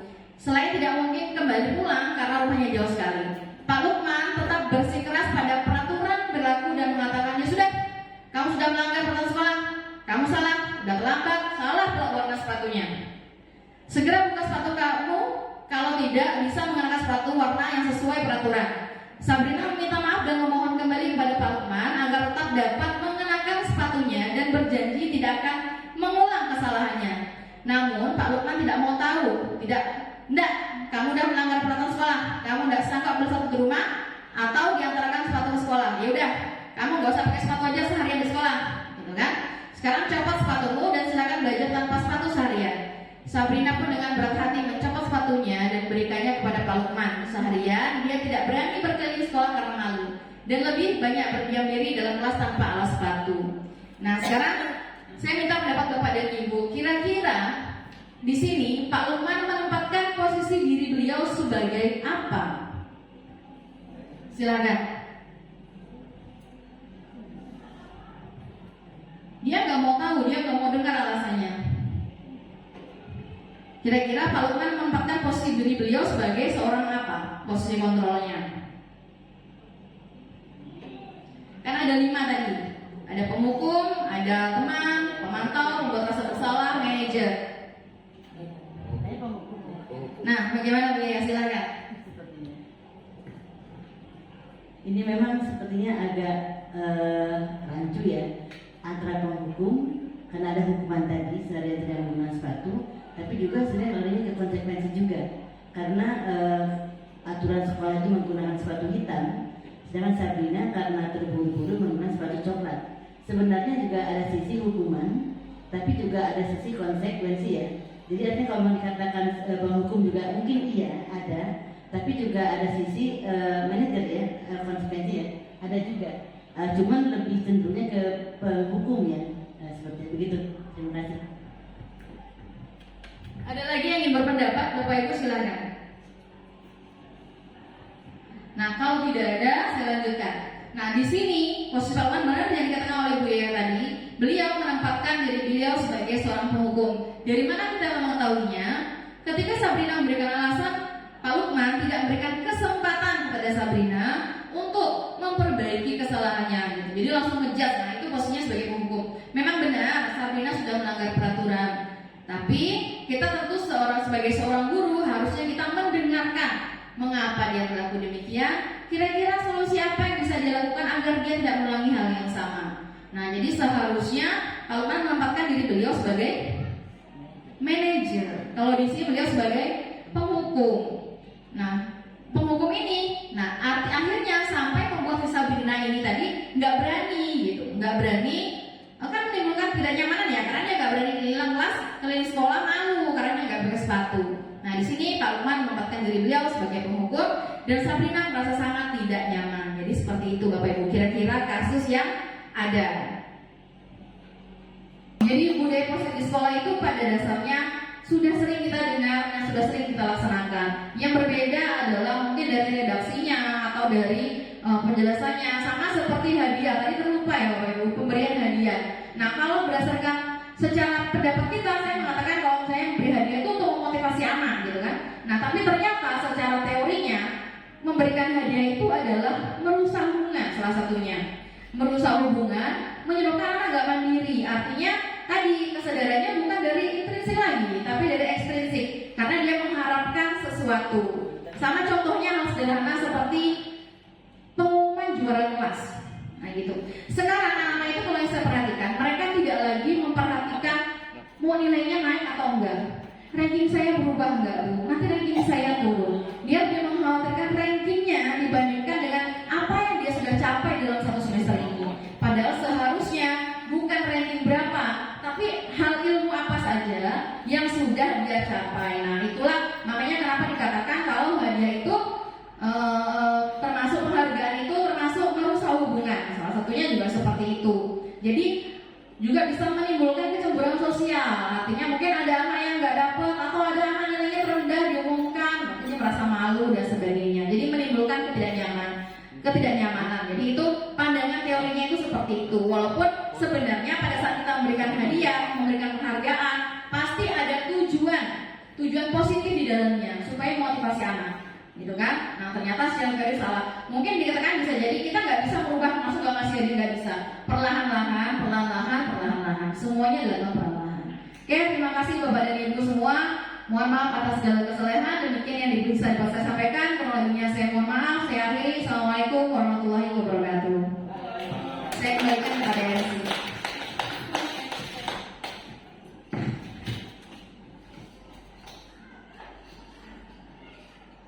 Baiklah, dengan berakhirnya penyampaian materi tadi, maka berakhir sudah kegiatan kita pada hari ini. Semoga apa yang disampaikan bermanfaat untuk kita semua. Saya selaku pembawa acara mohon maaf jika ada salah-salah kata. Saya akhiri. Wassalamualaikum warahmatullahi wabarakatuh. Waalaikumsalam. Selamat pagi dan salam sejahtera untuk kita semua.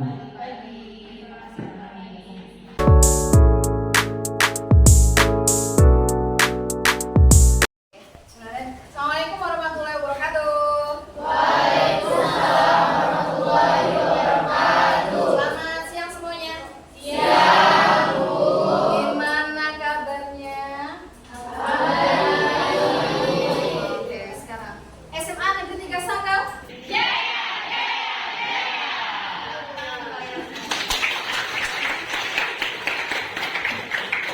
Semangat ya hari ini ya. Pada siang hari ini seperti yang sudah saya jadwalkan atau saya informasikan pada pertemuan sebelumnya, bahwa hari ini kita akan membuat keyakinan kelas ya, yang kita kenal sebelumnya sebagai peraturan kelas. atau peraturan sekolah. Ada yang tahu nggak sih apa itu peraturan? Siapa yang mau jawab? Silahkan Silvira. Aturan yang harus ditaati setiap wali kelasnya. Oke, ada lagi yang mau berpendapat? Silahkan. Apa itu peraturan? Ada? Silahkan Tani. Aturan adalah suatu perintah untuk membuat suatu kelas atau kelompok menjadi tertib. Oke, semuanya bertepuk tangan untuk Silvira dan untuk Andi. Nah, jadi peraturan itu dibuat, gitu kan, untuk membuat seseorang itu patuh terhadap peraturan yang sudah dibuat. Nah, siapa yang membuat peraturan sekolah?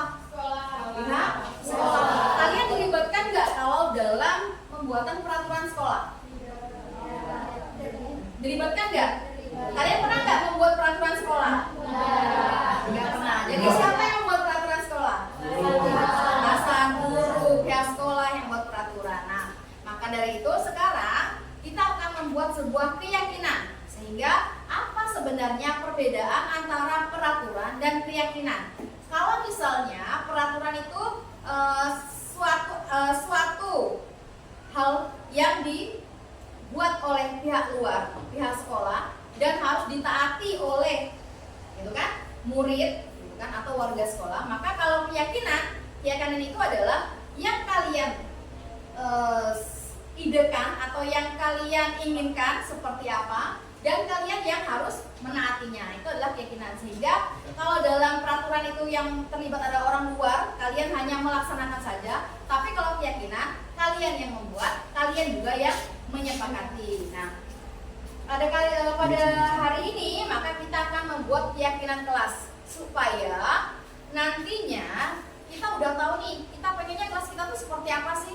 Kita pengennya di kelas tuh rasanya kayak apa sih? Suasana seperti apa yang kita inginkan?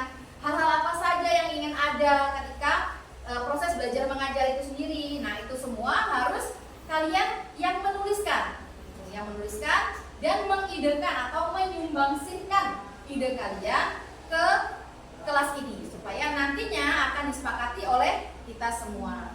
Ya. Nah, sekarang saya mau tanya nih, kalian tuh pengennya kelas kalian tuh sebenarnya kayak gimana sih? Silahkan, siapa yang mau berpendapat? Silakan Kak Tanya, silakan. Kelas yang kompak, asik, bersih, aman, damai, frekuensi. Oke, siapa lagi yang mau berpendapat? Pengennya kelas seperti apa sih? Kalian pengennya kelas kita nih kayak gimana gitu? Silakan. Gak apa-apa, semua boleh berbicara.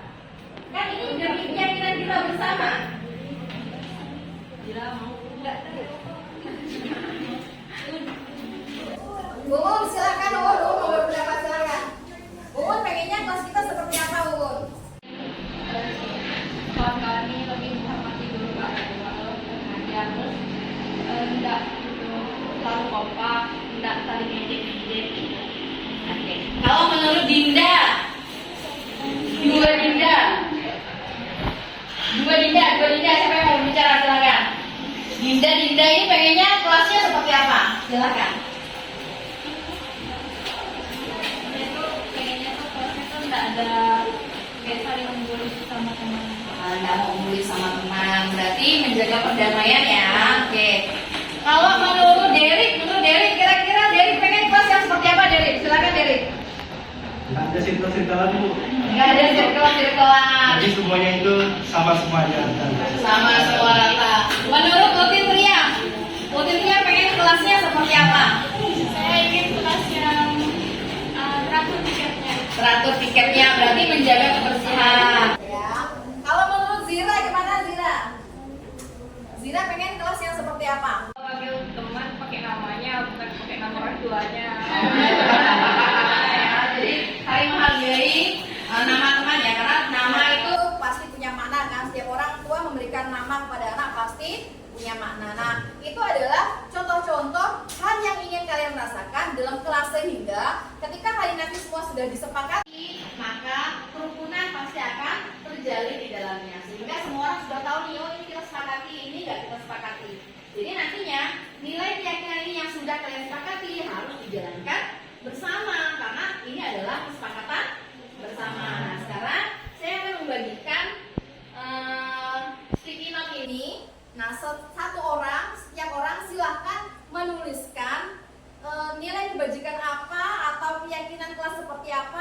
ingin kalian rasakan di kelas ini nanti, gitu ya. Satu orang cukup satu saja. Nanti kalau sudah, silakan ditempel ke karton di sebelah kanan kalian ya.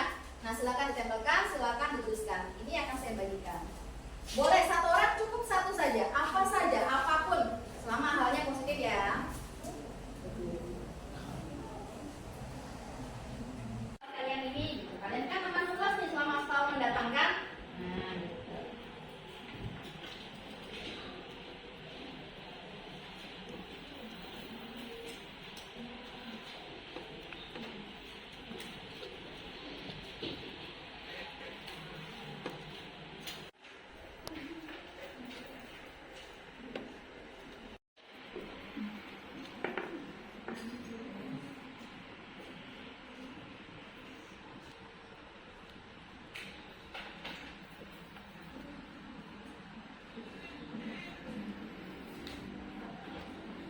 Jika sudah, silakan ditempelkan di lembar karton yang di sebelah kanan. Silakan ditempelkan bergantian.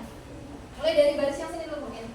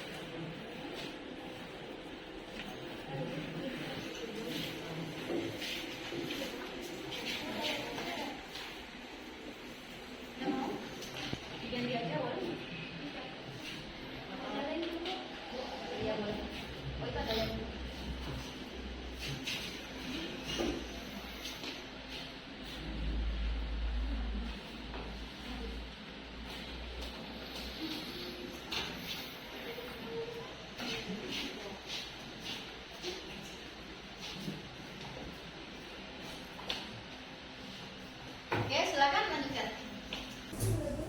Oke, sudah semua? Sudah semua. Nah, kalau sudah semua, sekarang kita akan coba bacakan satu persatu kira-kira isi dari keyakinan kelas apa yang kalian inginkan. Nanti dari yang sudah dibacakan itu akan kita jadikan satu. Misalnya kalau yang mirip-mirip, maka dia akan jadi satu. Jadi nanti kita tahu nih ada berapa keyakinan kelas yang kita sepakati. Paham ya? Sekarang siapa yang mau bantu saya membacakan? Siapa yang mau? Satu orang. Zira, silakan Zira, maju pilih, random aja dibacakan. Silakan maju Zira.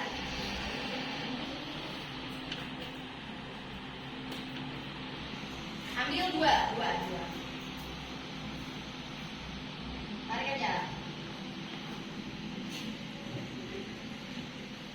Oke, silakan dibacakan di depan Zira. Yang pertama ada apa? Jangan marah kalau ditagih uang kas. Ingat kalau ada utang jadi bisa masuk surga. Oke, kemudian apa lagi? Jika kita akan menagih uang kas atau uang denda, tiket wajib dibayar. Nah, kira-kira nilai kebajikan apa di dalamnya tuh? Kalau misalnya di kelas kalian menerapkan ada uang kas, kira-kira apa? Menurut kalian, kira-kira keyakinan kelasnya gimana kalimatnya? Bagian apa tuh? Bagian nilai kebajikannya apa? Kan ada kayak jujur, bertanggung jawab, disiplin, bertanggung jawab. Silakan didekatkan karena ini mirip-mirip, jadi didekatkan bertanggung jawab ke sebelah kiri atas. Nah, jadi satu.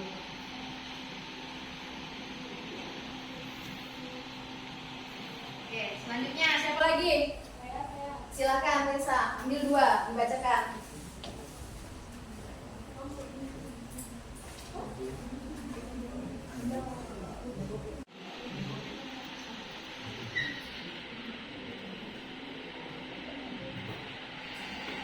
Ya.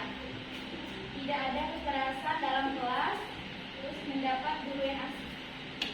Tidak ada kegiatan dalam kelas. Berarti nilai kebajikan apa tuh kira-kira yang ingin dicapai? Tidak ada perundungan, berarti menjaga ketertiban atau kedamaian. Boleh bikin simpan di sebelah kanan atas. Yang dan satunya apa ini? Dapat gudang asli. Kalau gudang asli itu apa sih? Kenyamanan. Nah, sesuai yang nyaman ya. Bikin di bawahnya lagi, dibedakan. Turun lagi. Oke. Nah, lanjut. Siapa lagi yang mau maju? Ini. Elva, silakan Elva. Ambil 2, bacakan. Nanti baru dikelompokkan.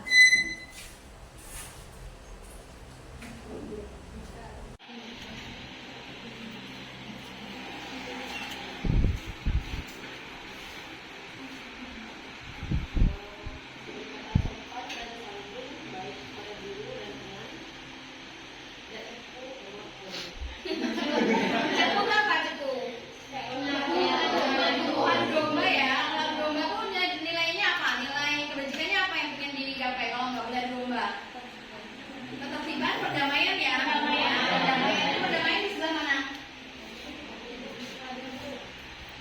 Ini tidak ada kekerasan nih di sini. Nah, di sini. Kemudian berkata sopan berarti kalau berkata sopan tuh nilai kebajikannya apa? Berkata sopan santun, etika ya, berlaku baik ya. Berarti itu baru ya, belum ada ya. Nah, bikin di sini. Nah, oke. Silakan, siapa lagi? Abang, silakan abang. Iya. Pilih 2 bang, yang kamu suka.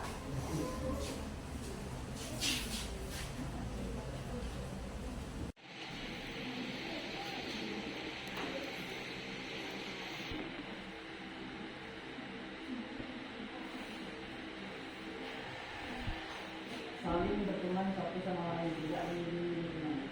Saling berteman satu sama lain, nilai kebajikannya apa? Perdamaian ya. Perdamaian. Oke, tidak perdamaian berarti ini di sini.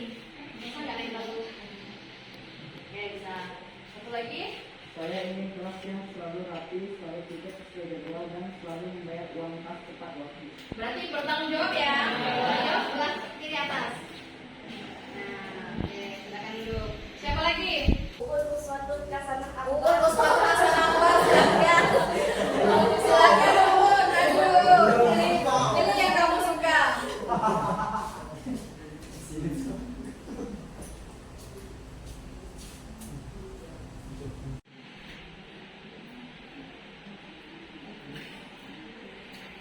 Saya ingin setiap anggota kelas menjadi produktif dalam hal belajar.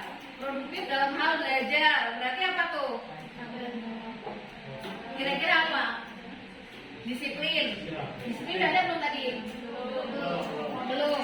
Berkata sopan tadi apa? Etika ya. Berarti ini baru di bawahnya.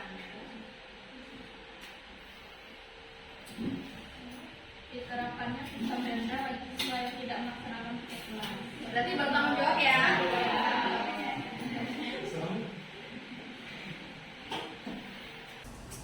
Oke, siapa lagi? Meme. Nah, maju Meme. Belum hafal namanya.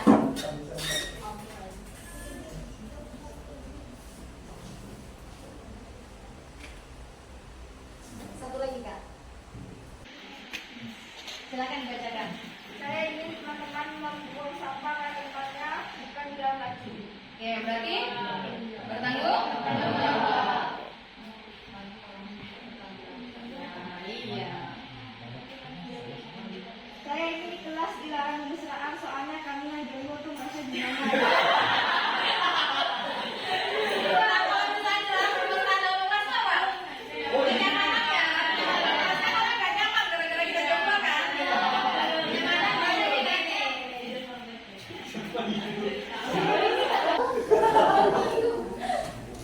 Oke, siapa lagi? Keisha.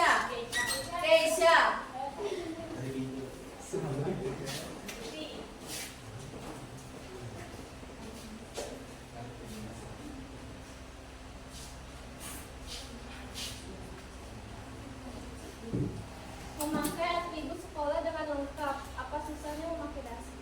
Atribut sekolah berarti apa tuh? Disiplin.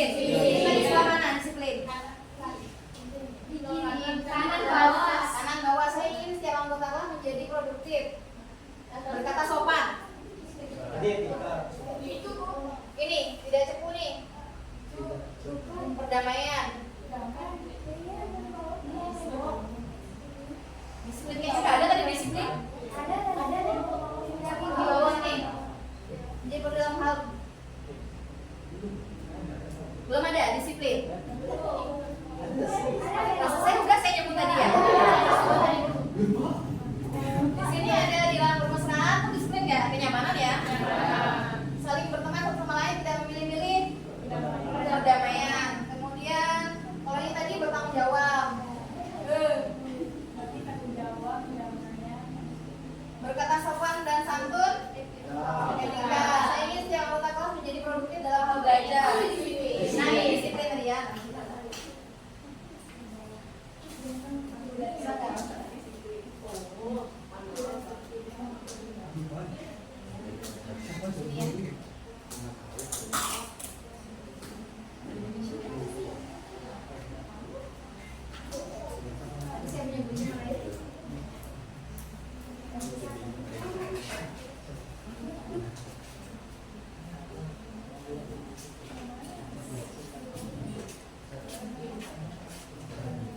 Saya ingin kelas yang saling menghormati satu sama lain, saling menghargai serta kelas yang tidak terlalu ribut. Kenyamanan. Oke, itu berarti ya.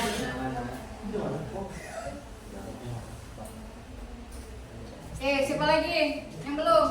Nindi. Maju Nindi.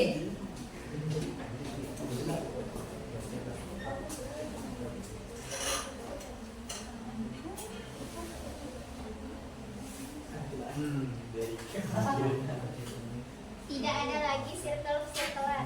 Tidak ada lagi circle-circlean, berarti kenyamanan ya dalam kelas. Ini kan.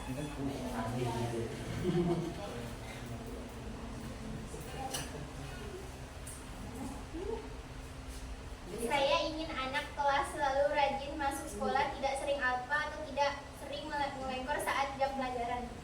Disiplin. Berarti di sini.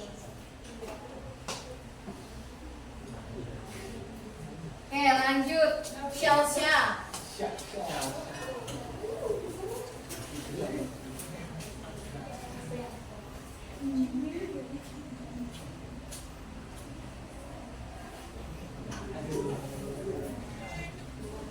Selalu memperhatikan penjelasan guru dan tertib di dalam kelas.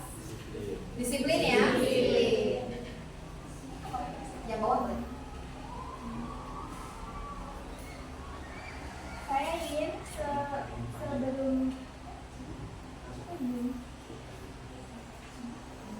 sebelum memulai pelajaran seluruh ruangan kelas sudah bersih. supaya apa tuh? Kenyamanan ya. Kenyamanan. Berarti ini. Ya boleh. Lanjut. Novi Utami. Siapa? Oh iya, Novi Astuti, maju Novi. Tut, maju Tut.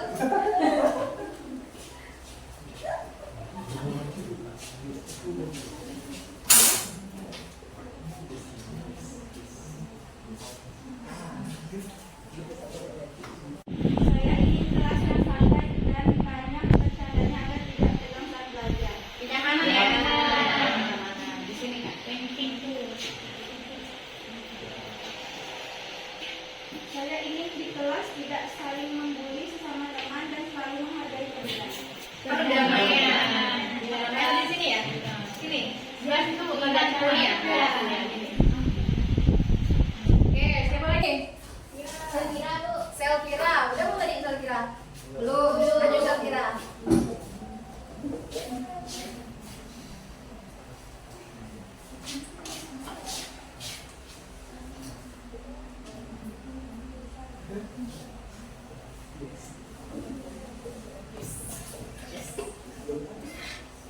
Saya ingin kelas ini kompak, tanpa diskriminasi, tidak ada perkataan kotor atau toksik, bertanggung jawab, disiplin, dan menjaga kebersihan. Jadi apa tuh maksudnya? Banyak ya, perdamaian ya. Banyak toksik kan, nggak boleh ada perdamaian.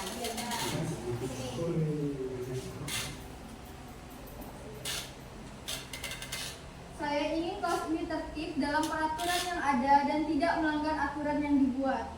Disiplin. Sebelah kiri, bawah. Oke, terima kasih Silvira. Lanjut, Ananda Moluki.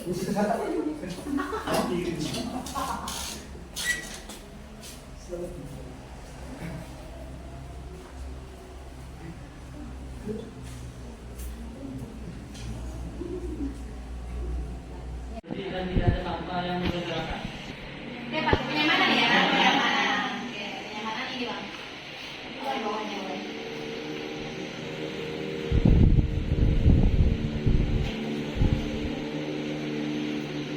Saya ingin kelas yang selalu menjaga kebersihan kelas supaya kelas tetap bersih dari suasana belajar jadi nyaman.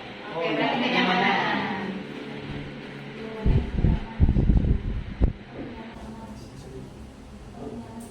Bisa nggak?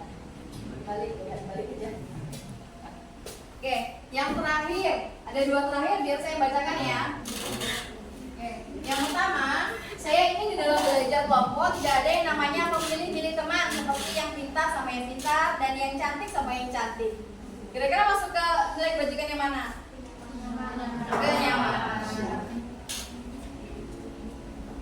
Satu lagi, saya ingin teman-teman sekelasnya tidak mengucapkan kata-kata kasar. Etika berarti sebelah mana yang etika tadi? Kata sebelah di sini ya. Oke, tepuk tangan untuk kalian semua. Jadi ini tadi adalah keyakinan kelas yang kalian paparkan dan kalian inginkan.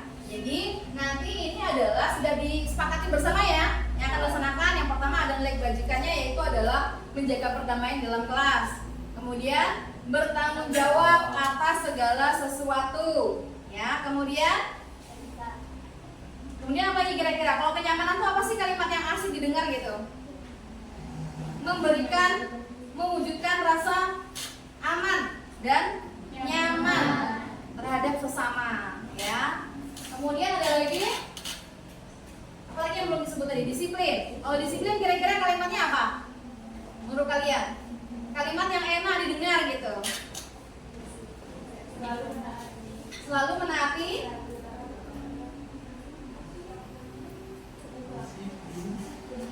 ya, disiplin berarti menaati peraturan yang berlaku. Ada lagi nggak tadi etika ya? Apa? Kalau etika kira-kira apa tuh kalimatnya? Saya baik. Berkata ya baik dan sopan. Untuk katanya baik dan sopan. Jadi itulah keyakinan kelas yang sudah kita buat. Nah setelah ini karena ini sudah kita sepakati bersama, maka harus kita tanda tangani bersama supaya menjadi bukti kalau kita sudah membuat keyakinan kelas. Sehingga nanti keyakinan kelas ini akan kita buat dalam bentuk poster, kita tempelkan di kelas sehingga setiap orang bisa membacanya dan melaksanakannya. Gitu ya. Nah, silakan saya sudah menyiapkan nih lembar tanda tangan untuk bahwa kalian sudah menyetujui kalau ini kita jadikan sebagai keyakinan kelas kita. Gitu ya. Oke, silakan maju bergantian untuk bertanda tangan ke depan. Silakan bawa pulpennya maju. Silakan tanda tangan. Berdua-dua boleh. Biar agak cepat. Berdua boleh.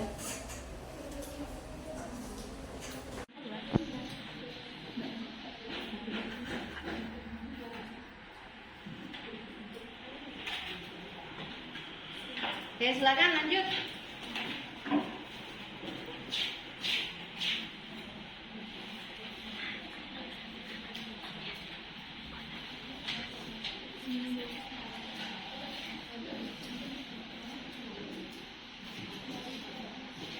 Lanjut.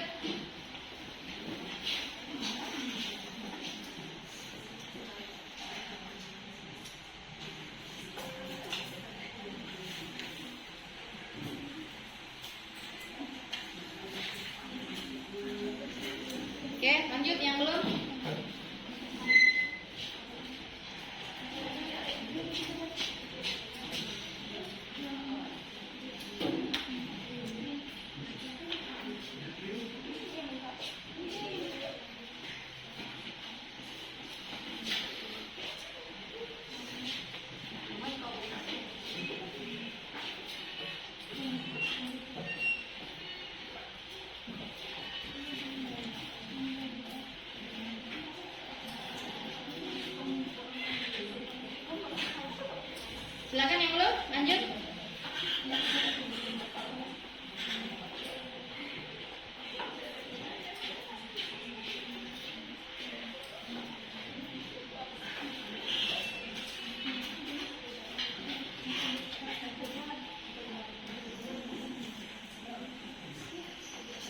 Lanjut, yang belum?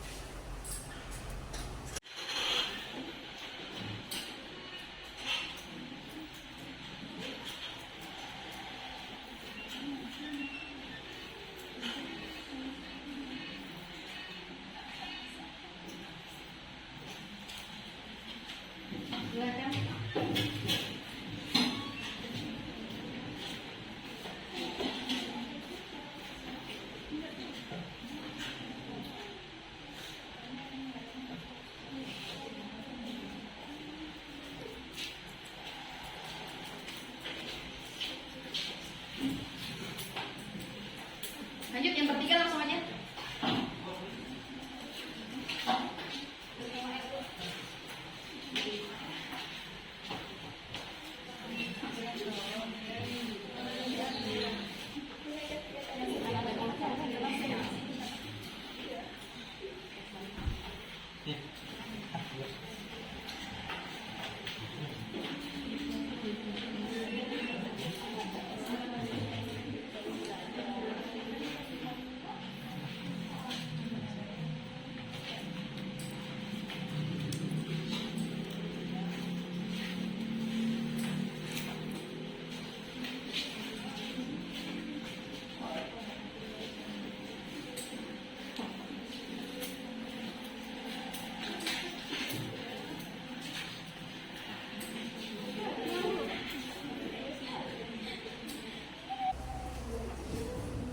Oke, sudah semua? Belum.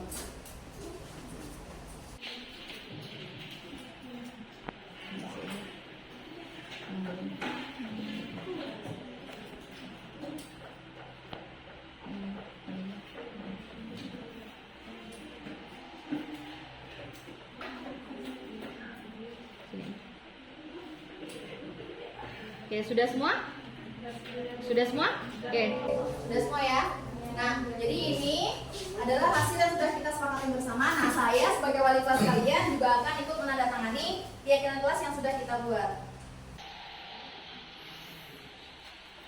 Oke, sudah, tepuk tangan untuk kita semua. Keyakinan kelas ini akan berlaku nanti pada saat tahun ajaran baru ya. Setelah kalian sudah masuk ke kelas baru, kelas 12. Nah, nanti ini akan mulai diterapkan pada saat tahun ajaran baru. Nah, begitu saja untuk hari ini. Sampai jumpa lagi nanti di kegiatan belajar di jenjang kelas berikutnya. Gitu ya. Jadi setelah ini selamat berlibur. Saya akhiri. Assalamualaikum warahmatullahi wabarakatuh. Waalaikumsalam warahmatullahi wabarakatuh. Siap semuanya. Siap.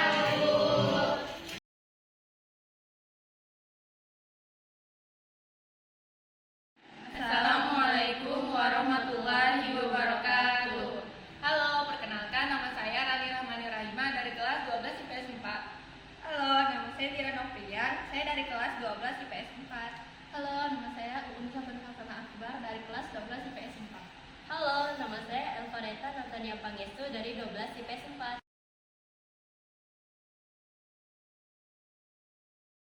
Saya sangat menyenangkan, sangat mengasihkan, menyenangkan, Sangat seru. yeay.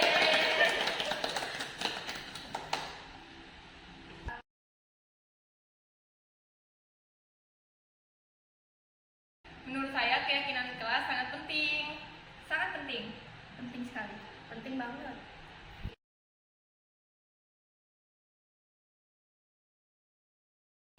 Agar setiap anggota di kelas bisa mengevaluasi dan memperbaiki diri tentang apa yang kurang dalam kelas untuk menciptakan ketertiban. Tentunya agar kelas tetap nyaman, tertib, dan damai. Agar kita di kelas dapat disiplin, teratur, dan itulah. Agar setiap kelas orang-orangnya bisa mencurahkan isi hatinya. Terima kasih. Terima kasih. Bye-bye.